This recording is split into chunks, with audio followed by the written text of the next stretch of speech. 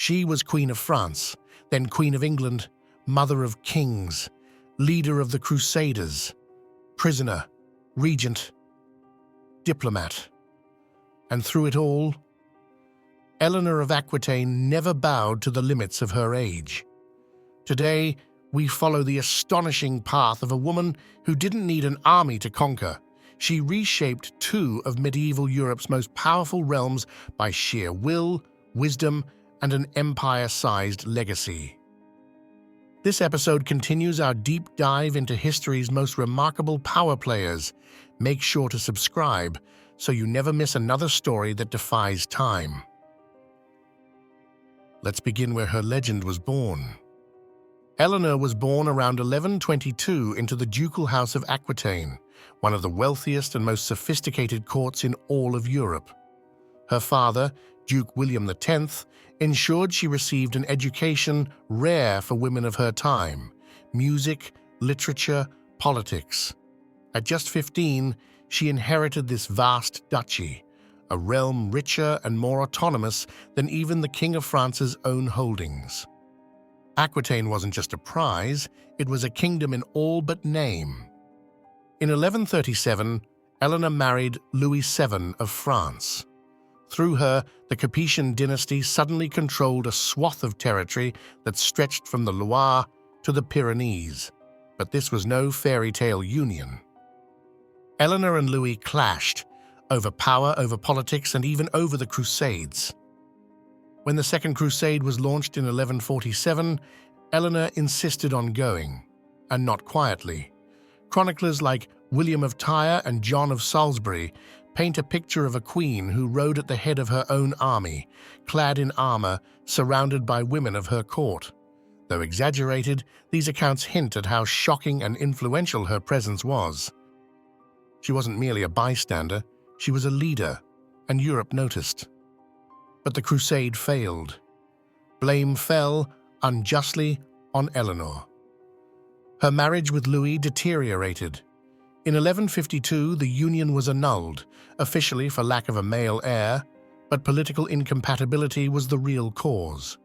And here, the story turns. Just weeks after her annulment, Eleanor did something bold, borderline reckless. She married Henry Plantagenet, the powerful Duke of Normandy and Count of Anjou. He was 11 years her junior, and 2 years later, he became King Henry II of England.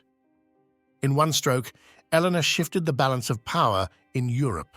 Her lands joined with Henry's to form the Angevin Empire, stretching from Scotland to the Pyrenees. France had lost Aquitaine. England had gained its heart. This wasn't just a personal alliance, this was a seismic geopolitical shift.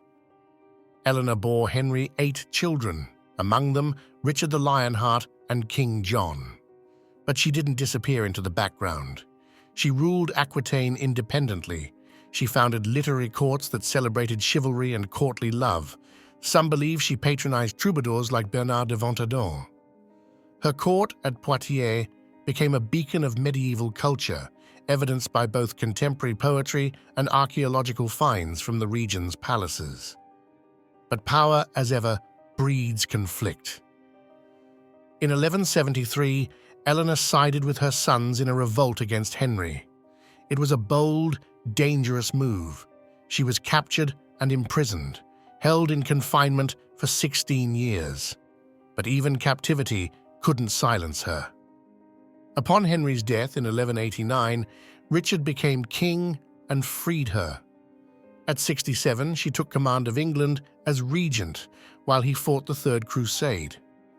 Her letters and charters from this period reveal a woman still very much in control, issuing orders, managing diplomacy, collecting ransoms, and overseeing military defenses.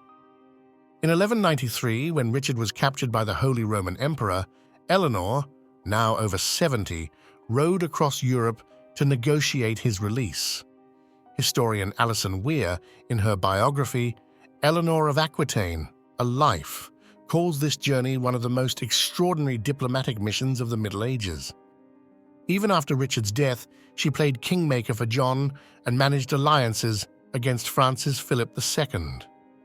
She retired only in her 80s to the Abbey of Fontevraud, where she died in 1204, and where her tomb still rests beside Henry and Richard, a rare physical testament to her enduring legacy. So, did Eleanor of Aquitaine conquer 2 empires? Not with armies, but she conquered influence. Through calculated marriage, relentless diplomacy, cultural patronage, and bold political maneuvers, Eleanor helped shape the destinies of both France and England. She was not just a wife of kings, she was the maker of kings. Her story lives on today in Helen Castor's She-Wolves, the women who ruled England before Elizabeth, and in Alison Weir's detailed biographies. You'll find echoes of her character in Ridley Scott's The Lion in Winter, 1968, where Katharine Hepburn won an Oscar playing her, and in historical series like Pillars of the Earth and The Devil's Crown. In fiction, she's the inspiration for countless strong, queenly archetypes. Why does Eleanor matter today? Because she reminds us that power comes in many forms, not just through battlefields, but through vision, voice, and unyielding resolve. Eleanor of Aquitaine didn't conquer with a sword. She conquered through strategy, intellect, and sheer defiance of the roles she was born into. What do you think? Is she the most powerful woman of the Middle Ages? Drop your thoughts in the comments, and if you want more riveting stories of bold history and unsung empires, hit that subscribe button and join us for the next deep dive.